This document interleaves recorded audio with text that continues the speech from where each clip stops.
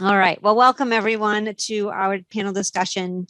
We are excited to have you here. We have a great lineup of speakers today. My name is Amy Keenan. I am the founder of the ISV Society, as well as on the webinar and event committee for acu-connect. So that's why I'm hosting this webinar today.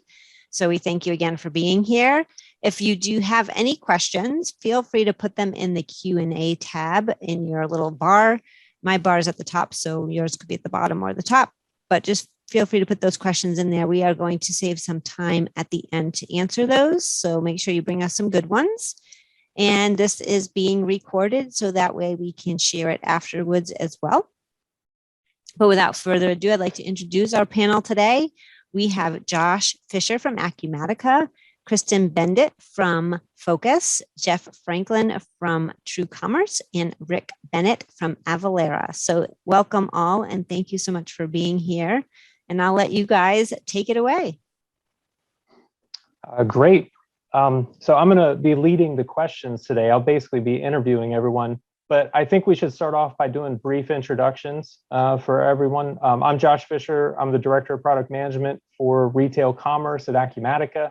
I'm sure everyone on the call is familiar with Acumatica. So what I want to say is the ISV ecosystem is incredibly important to our business. Having these relationships is really what makes Acumatica so great. So really happy to be here today. And I'm Jeff Franklin, Channel Manager for TrueCommerce. I have worked with probably most of the partners that are out there, and I've been in this business for way longer than I wanted to admit, but probably 22 years, I think now. And right now, TrueCommerce is, everybody knows us for EDI, but we also have a lot of other products, and we really are very happy to be part of this panel discussion because we fall right into that omni-channel talk that we're going to have, and I'm looking forward to it. And I'm Rick Bennett. I'm a senior sales executive here at Avalara. Been with the company approaching 5 years. Been in the ERP space north of 25 years, where I've customized and implemented and sold ERP systems for much of that time. Avalara, we are your one-stop shop for all your sales tax compliance needs. Companies basically broke up in what I like to break up into technology and professional services, and everything for all your compliance needs here. Sales tax compliance needs can be addressed by Avalara without having to be outsourced to any other third-party provider. And I'm Kristin Bendit. I'm from Phocas. So I'm brand new to Phocas, and I'm actually brand new to software altogether. So I've only been here for about 3 months. Phocas is a cloud-based SaaS company specializing in data and financial analytics. We do manufacturing, distribution, and retail industries. With Phocas, companies are able to incorporate data from their ERPs, Acumatica, their CRM data, HR, anything you can think of, and be able to just use their data to find ways to sell, buy, operate, service customers better. Great. Thank you, everyone. Let's go ahead and dive into the questions. So I want to start with Jeff. When I think about TrueCommerce and omnichannel, TrueCommerce naturally offers a solution for selling in many different channels. So Jeff, tell us, when it comes to omni-channel challenges, what are you guys seeing in the industry, and how's TrueCommerce helping? Great question, because that's probably one of the top things. What we're really seeing is now that you have to do business from every direction, basically, whether it's a storefront, a marketplace, your own website, you're trying to consolidate all of these orders through, one integration into Acumatica. And, you still want to drive everything through your Acumatica, since that's going to be your center of all data. But the challenge is trying to get all of that into, one location and be able to meet all of the requirements from each of those different channels. And of course, each channel has its own requirements or needs that really drive your business to start looking. And the one thing that TrueCommerce does really well is that we do it all through one integration into the Acumatica, and you don't have to look for multiple ISVs to try to help that, situation. So what's really the biggest challenge of all, though, is that each one of them requires something different. One needs to know within an hour whether you can fulfill that order. One needs to have all your tracking information uploaded to make sure that you can track each of those shipments that went out. The other one is, is requiring inventory, feeds back. So every one of them needs something either different, or they all might need the same, but they're all in a different format. And for a company to just try to look and see what all of that needs takes a lot of manpower and a lot of time. And, through TrueCommerce, we can help you just consolidate all of that nice and easily. That's great. That's a very good answer.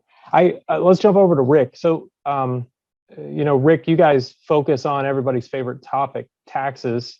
When I think about the omnichannel space, and I think the majority of people think about omnichannel, they think about B2C. But one of the trends that I see are a lot of B2B oriented businesses that are realizing that they can go direct to consumer. I'm curious, from Avalara's perspective, how are you working to help both B2B and B2C and D2C sellers? Well, that too is also a great question. So let's see, how can we do all of that?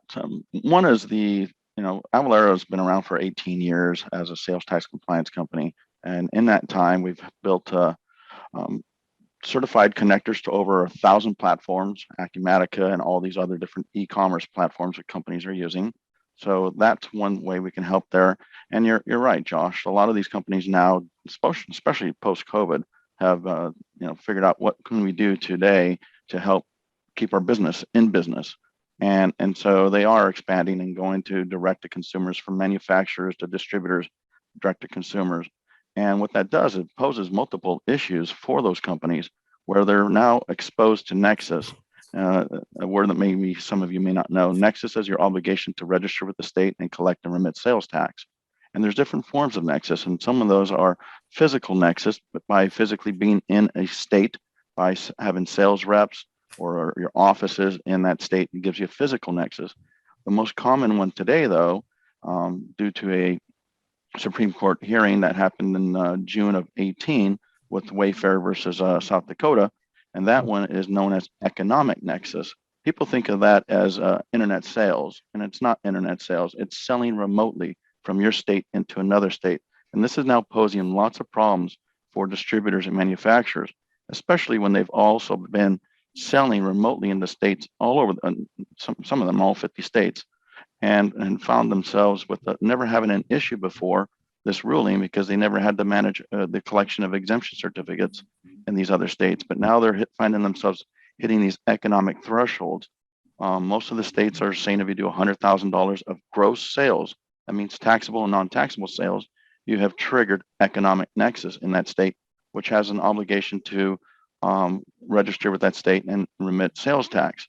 What affects these distributors today and manufacturers is having to now collect the exemption certificates in those states, which was never a problem before this ruling, because they only had their own home state to worry about.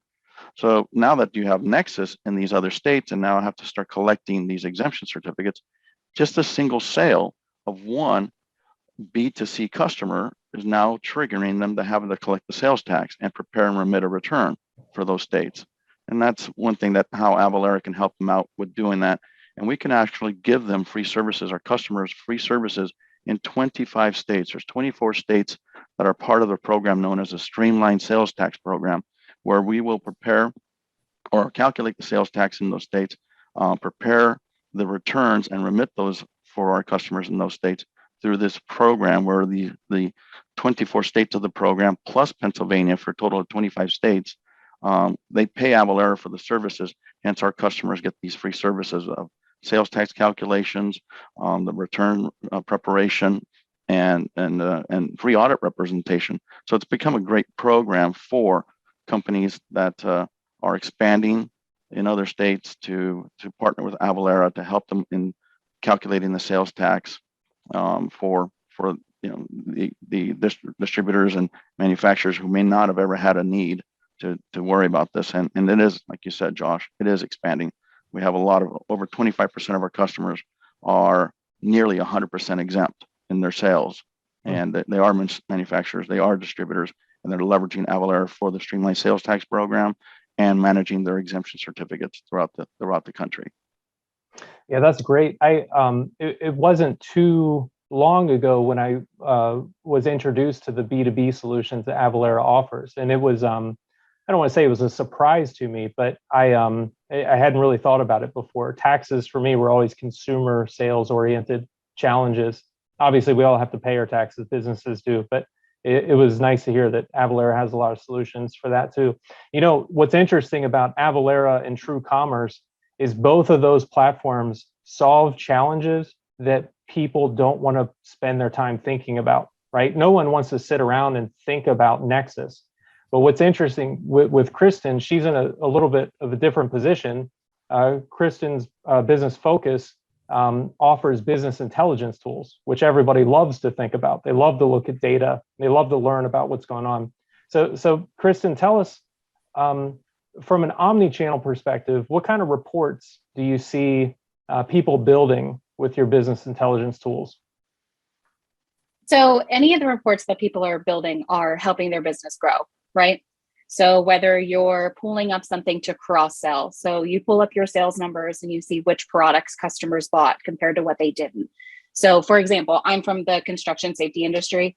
So we would have customers that would buy hard hats, safety vests, harnesses for job sites. You can run a report on all the customers that bought hard hats and see if they did or didn't buy a vest or their fall protection or their safety boots or whatever they may need for the job site. You would be able to then call and see why, obviously, they didn't buy those other things from you and try to get that sale. Maybe you find out that your pricing was too high. Maybe you find out that they, just prefer a better brand or a different brand that you don't offer. When it comes to inventory management, so, what's your lead time from your vendors compared to how many days left that you have of that available stock? How much dead stock is on the shelf? How can you get rid of that? What have you done in the past to get rid of that? You can bring in your call detail records from company-owned phones. How many calls a day are you getting from your customers? Who and where are they coming from? Are you noticing that the majority of them are coming from the West Coast? If you have maybe you have an issue with your shipper on the West Coast and it's probably time to find a new one. So with Phocas, they're kind of just able to, whether, like you said, whether it's retail, in-store, online, wherever, they're able to use their train of thought basically to dig into the details of their own data and just inevitably find opportunities that they just wouldn't have thought about before. That's great. The data-driven decision-making is something we're all hearing about, right? It's becoming a really important part of modern business. And I noticed, I spent some time looking at Phocas, the visualization of data with your platform is really strong. And like I said, those are the kinds of things that people want to spend time studying to improve. If we think about the last couple of years, especially the last 5 years, the whole retail industry has exploded. There's been so many changes. 20 years ago, retail and buying was going into a store and finding a product and purchasing it. And now that I think that definition of retail needs to be rewritten. Jeff, I know at TrueCommerce, you guys spend a lot of time talking to your customers, understanding the market, trying to get your head wrapped around what changes are coming next. What do you guys see and how are you preparing for it? Well, I think, what's happening now, and it's funny because I just read an article too, is the omnichannel is making it so that pretty much you can get any product, anytime, any place, whether you're picking it up outside, even if they don't even carry it in their store, you still might be able to order it online, which they never carried before because they are carrying as many products as they possibly can. And what I have been seeing is a lot of even big companies are kind of being merged together as well. But in the retail side, I mean, they're drop shipping direct to your house. There's, other, there's multiple warehouses that carry it. When you think about it, they got warehouses across the whole country that can ship to you, whether it's drop shipped straight from a seller, from the people who actually manufacture it, or whether they sell it from their own distribution centers. So the whole idea is they want you to have the same experience, whether you walk into the store, whether you order it online, whether you can't find it in the store, but you can still find it online from them. They want to make sure that your user experience is there. And what we have seen is a lot of these companies now are just growing beyond what they could do. They're even partnering with other large chains as well. I just read something that I do believe it was Kroger and Bed Bath & Beyond joined together, of which they're trying to sell, Kroger is trying to sell linens and other things that they never carried before, didn't know anything about that, but ended up merging together with Bed Bath & Beyond, who knows all about that, and their sales are going through the roof now. Now, who would ever thought you go to a Kroger website and end up buying linens, or something like that? So you can see that whole market is changing. They want to get beyond what they just carried before that and be able to service everything, have their customers have that experience of what they expect from Kroger without knowing that there's other pieces behind the scenes. And, with that, there's just, we have seen so much growth in the 3PL side, drop ship, categories, which, we handle very well as well. Other smaller companies having multiple warehouses now because they are fulfilling orders for the Amazons, for the Walmart.coms, the Target.coms. So all of a sudden from one warehouse, they have 5 warehouses across the US so that they can make sure that they fulfill all of the needs. So it is I think it's going to be an ever changing environment, but I think it's one that you want to have the best user experience. And I think that's what you're going to be expecting from the brick and mortar buildings now are going to just be an enhancement if you wanted to see it and touch it. I think that's really what it's going to be. Yeah, that's really interesting. That the story about Kroger is really interesting because they're essentially creating a lifestyle brand. You got it. Exactly. Yeah, that and what's fascinating about that is it's true marketing creativity. Like, how do we take the audience that we have today and expand it out to other products that we know that audience wants to buy? And exactly. So what they did is they know that their customers come back at least once a week, right? Mm-hmm. Because, for shopping, and they had that same experience. But now what they were saying is, well, instead of leaving their site and having to go to something else, why not just have it on their site and just continue their shopping experience? And their sales are starting to go through the roof. They never thought that would ever grow, but you're right. It's a marketing, experiment that I guess went totally positive, Yeah, that's a nice thing is marketing today can really experiment much easier than it could 20 years ago. Like an idea like that comes up in a brainstorming session and you can roll it out relatively quickly. And Kroger is obviously benefiting, but Bed Bath & Beyond is going to benefit from that partnership too. Yep. Yeah. Before you used to have to put something on an end cap. That was your big marketing, experience. So right. Yeah. So speaking of marketing, obviously these intelligence tools, Kristin, are really important to marketers. So staying on this topic of the trends that you see and how professionals are using this technology today, what kinds of trends do you see with marketing professionals and how they're using Phocas? Sure.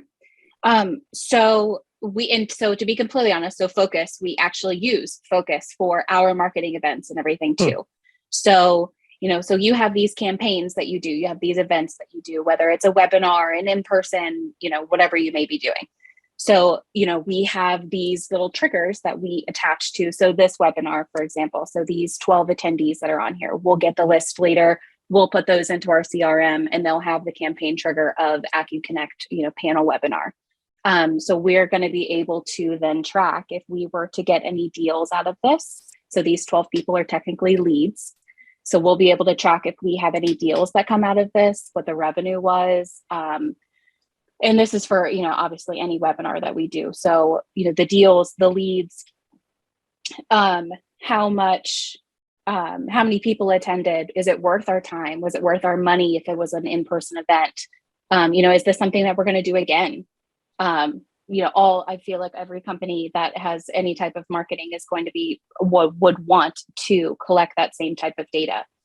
If it's an email campaign that you're running, how many clicks did you get? Did you launch a promo code with it? How many items were sold compared to abandoned shopping carts? If you had a ton of abandoned shopping carts, and I know we've all been there, when you're on any random website, you put all this stuff on your online shopping cart and you have a squirrel moment, or you go to the bathroom, or you go make dinner, or and you completely forget about it. And not 24 hours later, do you have an email saying, hey, did you forget about these items in your cart over here? They're still waiting for you.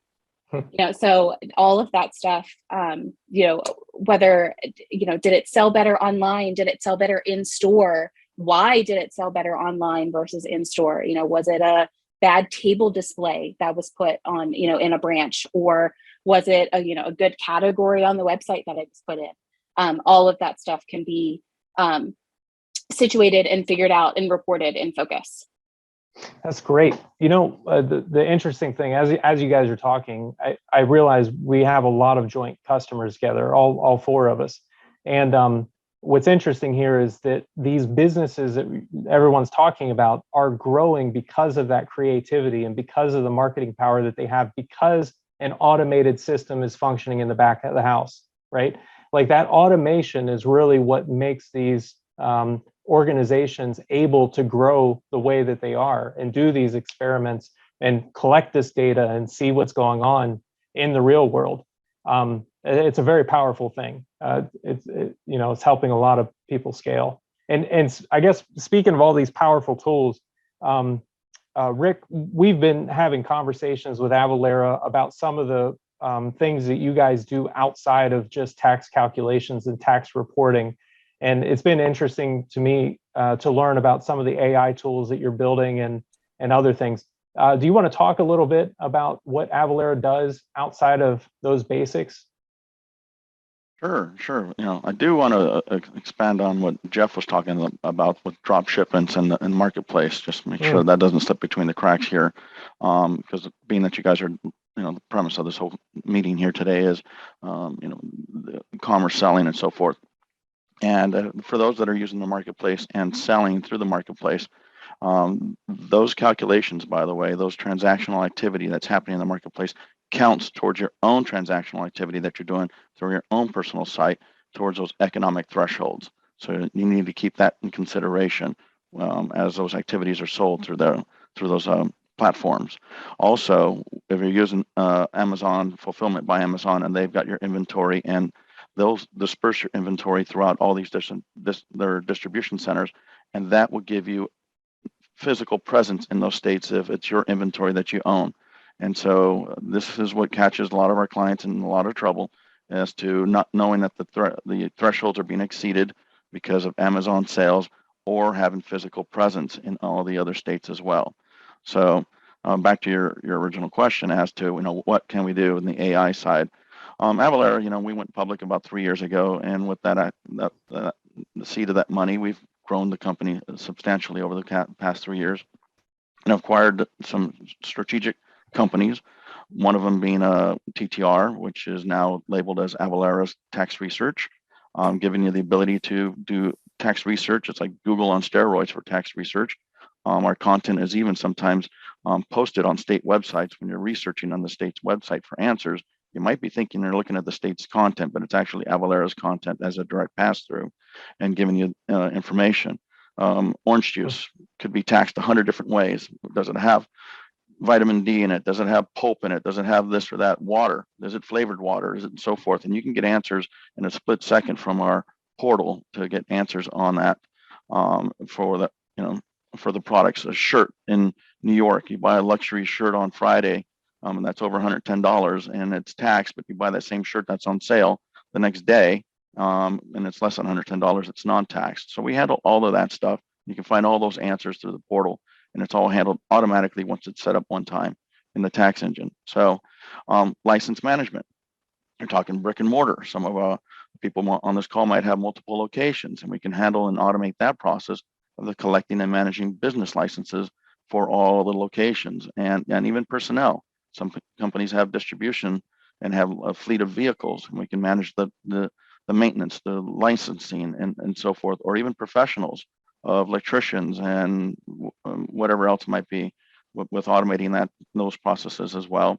We've even may not be necessarily BI or artificial intelligence, but we do have the ability to help companies that are selling internationally and with our cross-border tool set, where your customers from your own shopping cart can have the experience of shopping like an Amazon.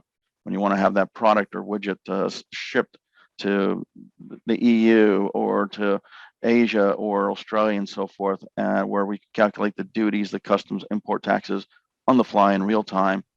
So your customer knows exactly what that product is going to cost them to be delivered at number 10 Downing Street in London. So, so we're helping with all those different products. And then that's kind of, automating the certificate management. We're adding OCR into the certificate management. So as certificates are scanned, we can extract the information and plug in all the fields necessary for those certificates and using the technology. So it's all about streamlining, making people's lives easier, and staying compliant and doing it right. Doing sales tax right is what happens when you partner with Avalara.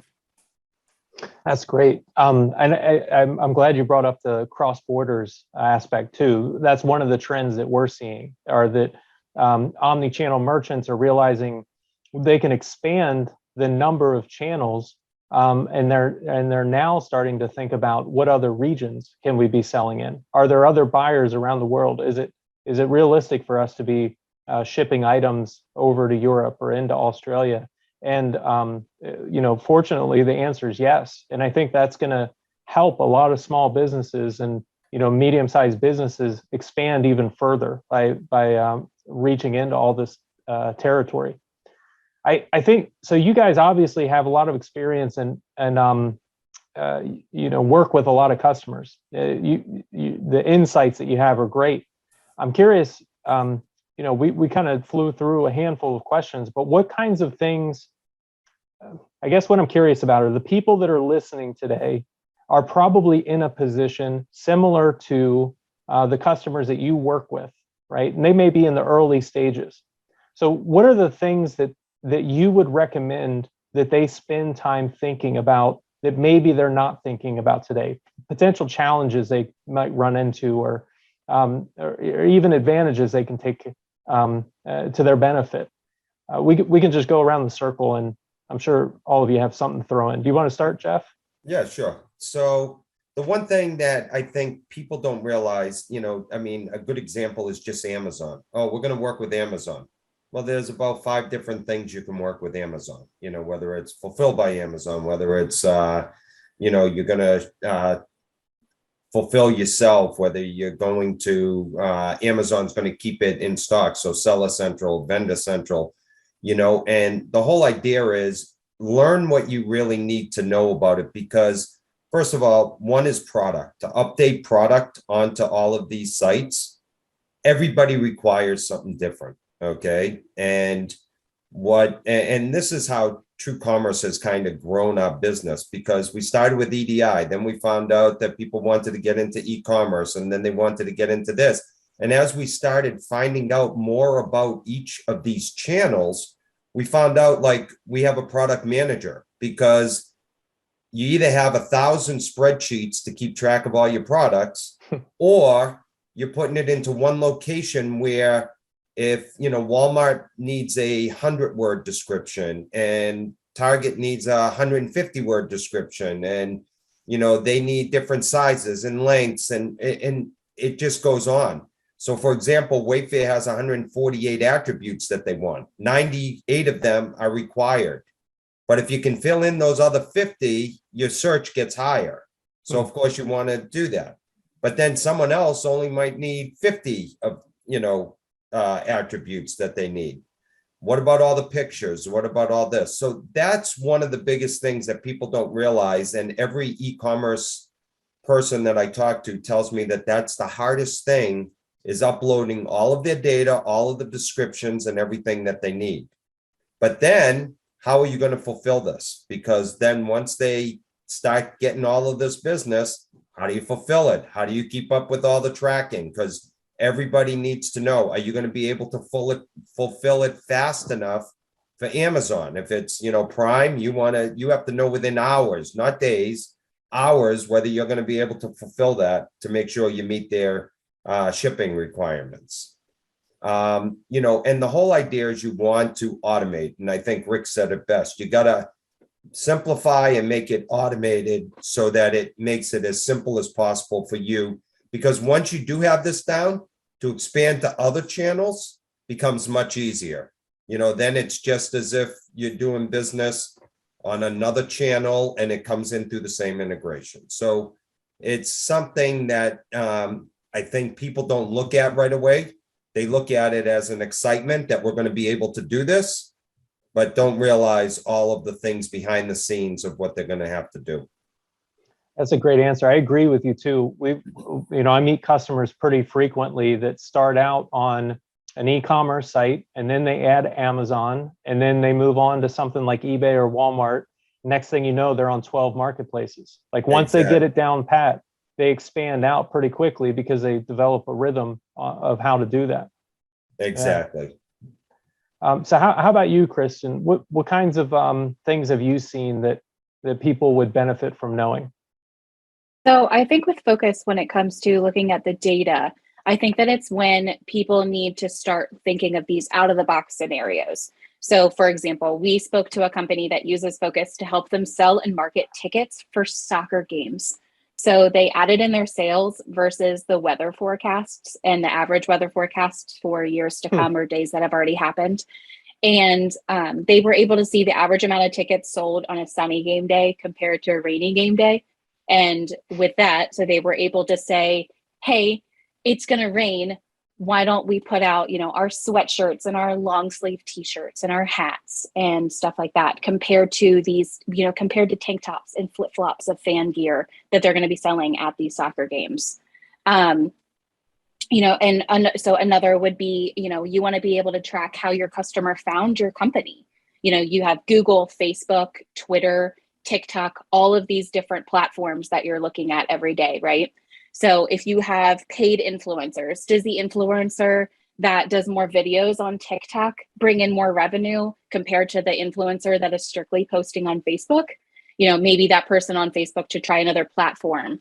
There are just so many different ways to look at something. And then you have the visualization aspect of Phocas too.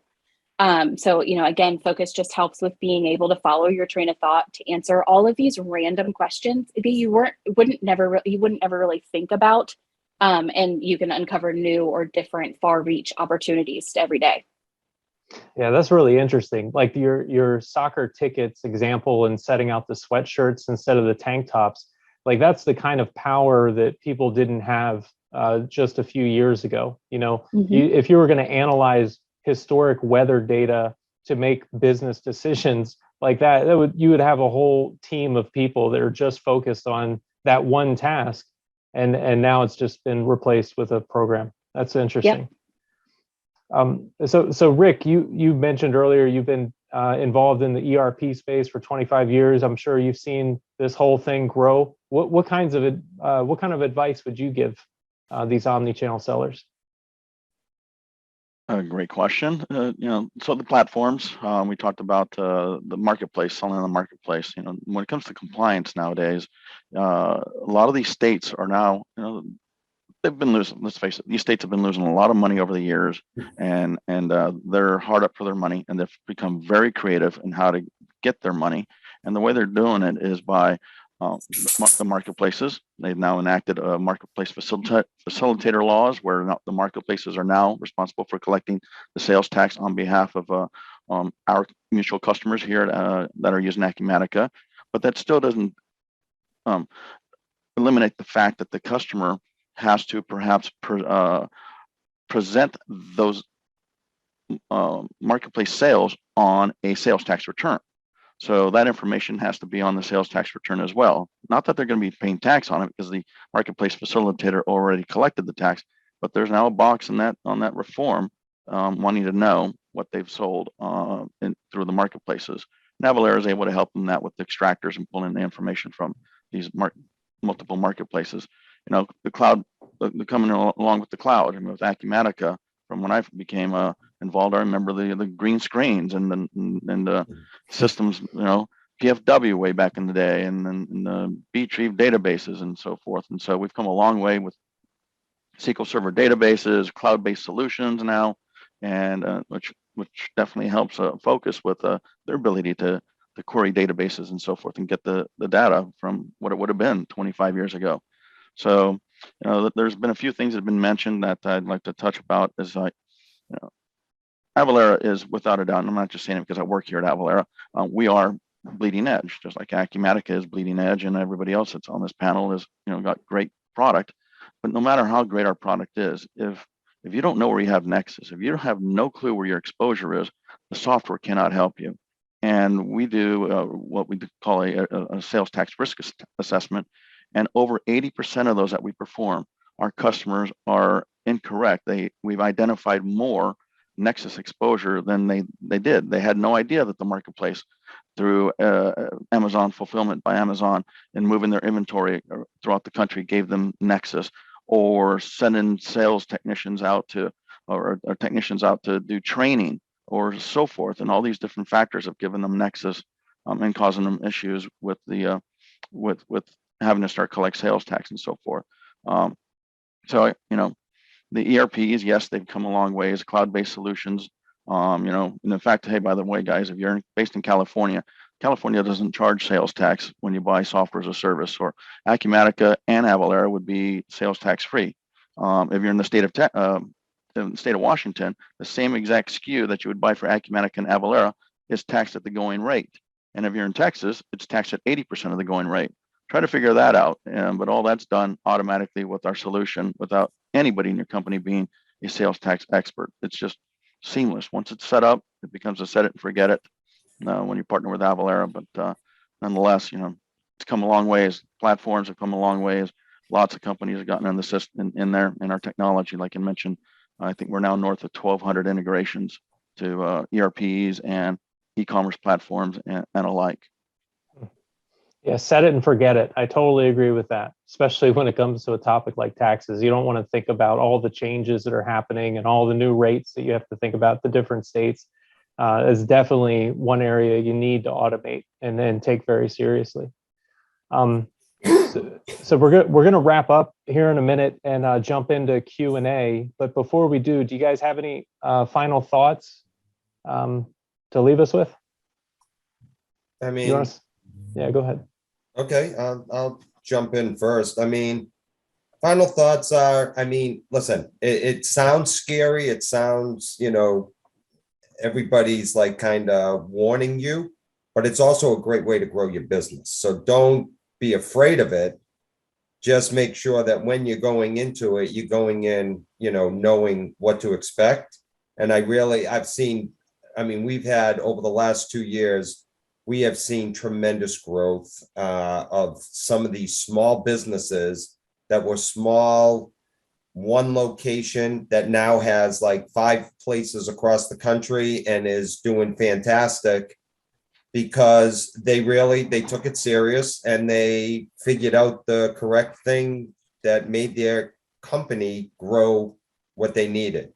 And the other thing that, you know, the one thing that we did leave out was another part of the omni-channel is also the supply chain side.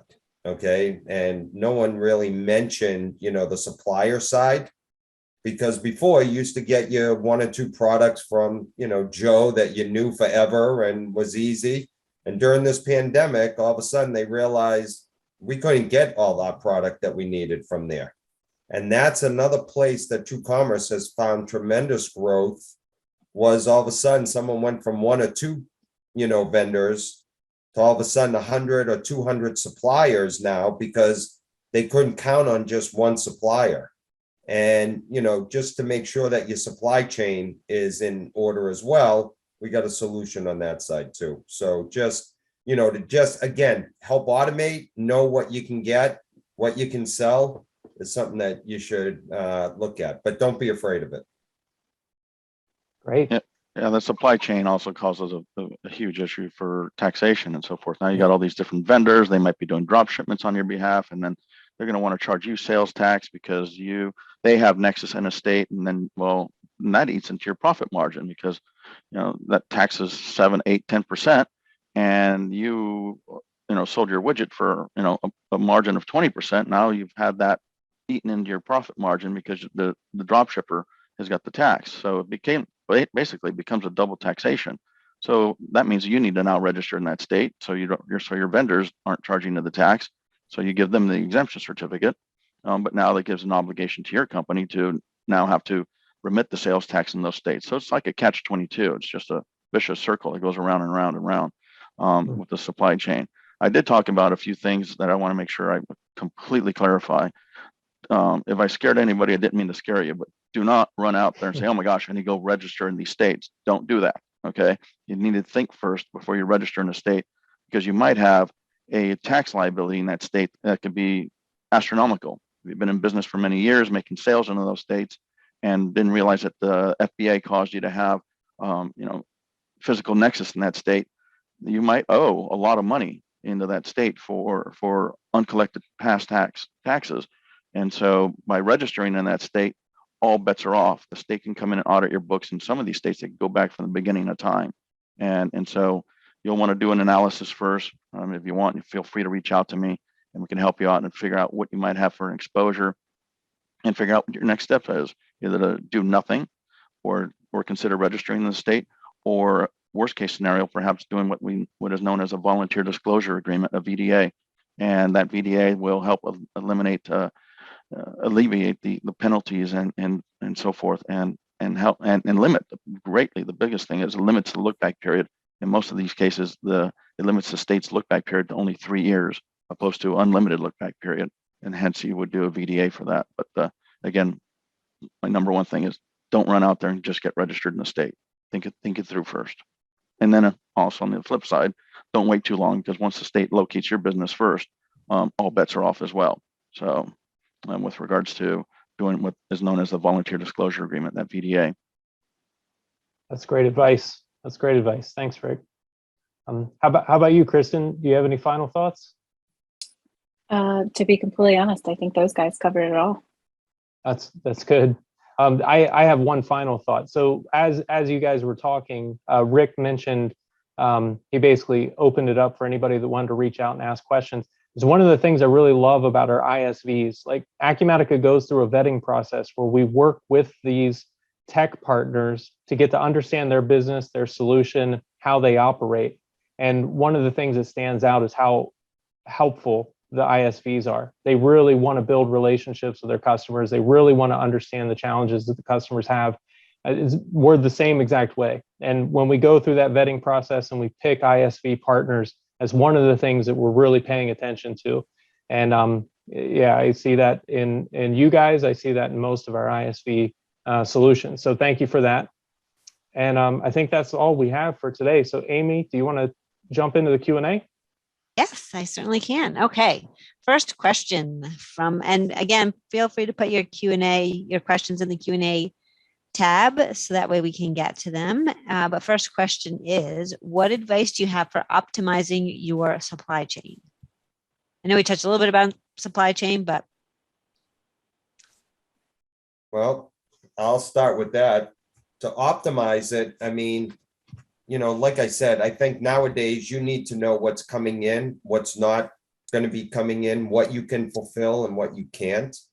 So, supply chain works on both sides. So when you think of supply chain, that could be suppliers and it could be, you fulfilling orders. So, make sure that if you have quite a few vendors, then you want to make sure that when you do put out an order to them or something that they have to fulfill, make sure that you have control over that, not just looking through emails or waiting to hear from them or whatever, that you have some type of automated system that can let you know and alert you if those are not met, set up rules behind it. The other thing is when you fulfill orders, again, the higher the ranking, the higher your reviews are, the better. So, you want to be able to fulfill your orders as best as possible and as quick. And you want to do that in an automated, easy way and make sure that you're uploading all of the tracking and all of that, because each one does require that now to make sure they know when the product's being shipped and when it's going to get there. So automate. That's the best way I can say it. In my case, I would say protect your margins as well, by perhaps having to register in those states to prevent your vendors, that are providing the supply chain products that they're shipping either to your facility or on your behalf, you have to register in those states and get the exemption certificate. So the resale certificate or whatever it might be for a certificate to minimize them charging the tax, which again would eat into your profits. And I hear this all the time. It's happening every single month. And this is where the streamlined sales tax program comes in great to benefit a lot of our clients in half the country, where you might be doing drop shipments into and getting free Avalara services from us, which again helps your bottom line as well. So that's and going back to one of the examples that I gave earlier, how are you tracking how are you tracking your lead time from your vendors compared to how many days of the stock that you have left? If you normally sell 5 harnesses in a day and you have 20 harnesses, you only have 4 harnesses, 4 days worth of harnesses. Is which one of your vendors, or with the supply chain, which one of your vendors are going to be able to get you those harnesses in time to then cover your stock for the remaining, there's 3 other days in the week, right? Exactly. And okay, so next question is, if I'm selling remotely, and then I believe this is for you, Rick, in a state, am I still required to collect sales tax in that state? And you kind of touched upon this a little bit too, but. Yeah, so if you're selling remotely into the state, so there's economic thresholds. Most of the states said it's $100,000 of gross sales. There's 46 jurisdictions that have enacted economic nexus. I'm going to go with about 40 of those have said if it's $100,000 in gross sales, or 200 orders into that state. So of the 40, there's 2 of them that say it's an and. The others are saying it's an or. So either one or the 2. There's a few outliers: California, Texas, New York, and those are outliers where they're basically saying it's $500,000 in sales in those big states there. But for the most part, most of the country saying gross sales of 100K. And yes, so if you're selling remotely, if you're using Amazon and fulfillment by Amazon, you might need to run some reports to find out where your inventory is, because you might have had physical presence in those states well ahead of time of you've hitting a threshold, not knowing that you've had that threshold or the physical presence. Physical presence will always supersede economic nexus of hitting the thresholds. So the second you've triggered physical presence, that's when you were supposed to register. And it's not uncommon for us to have customers that triggered economic or physical presence 10 years ago by sending a technician to do training or do a repair, and they didn't realize that caused them to have physical presence. You could even have physical presence in a state by, we're talking to a lot of companies that are on this webinar right now that are selling through the e-commerce channels. There's a nexus known as click-through.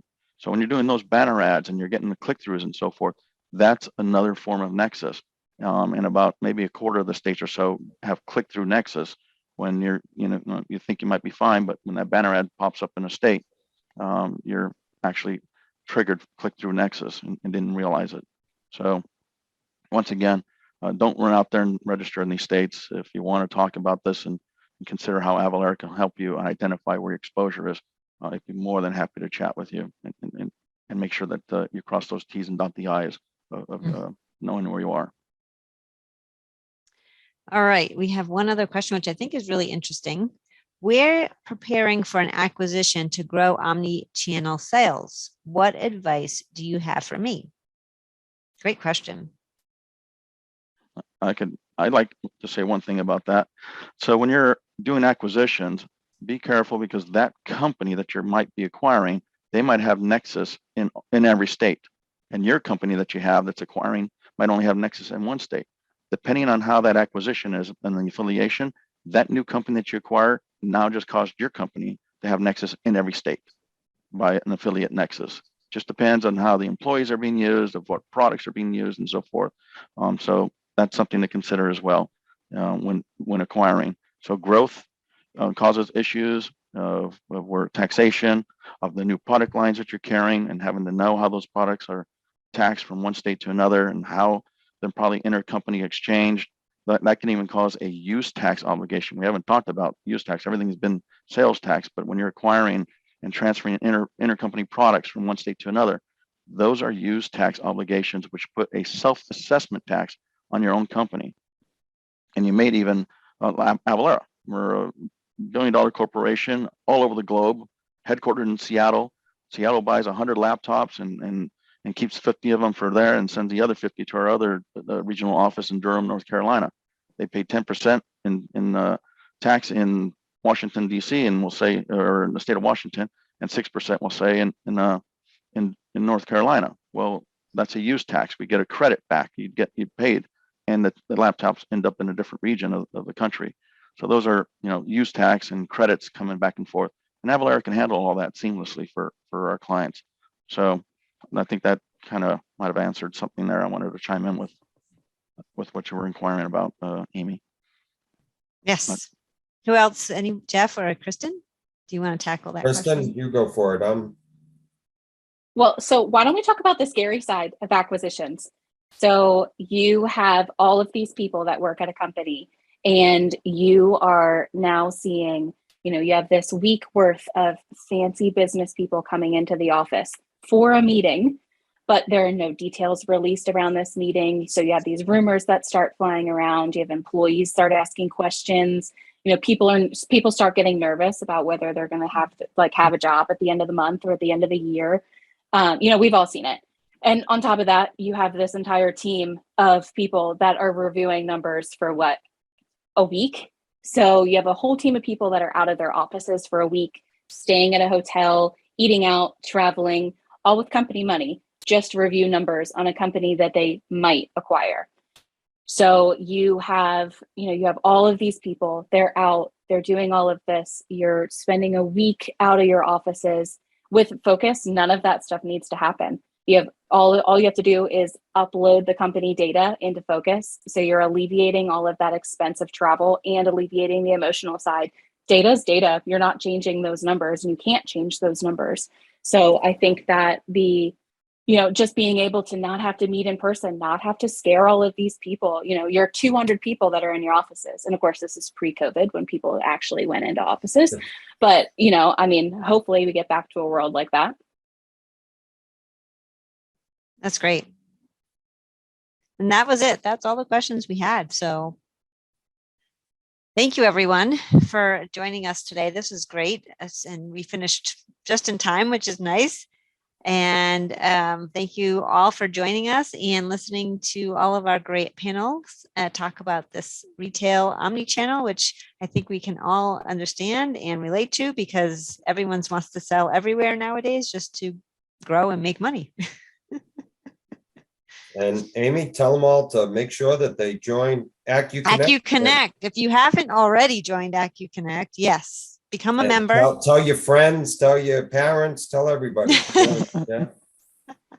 And give us tips for next upcoming webinars. We have them monthly, and we are always welcome to wanting to hear your topics that you'd like us to focus on. So yeah, share them with us. Let us I'd know. love to hear your feedback. Mhm. Well, thank you, everyone. As I Great. mentioned, this recording will be available on our acu-connect website as well after this. And we thank you so much for joining us today. And thank you and have a great weekend, everyone. Thanks for having Great. us, Amy. See you guys. Thank you. You're guys. welcome. Bye everyone.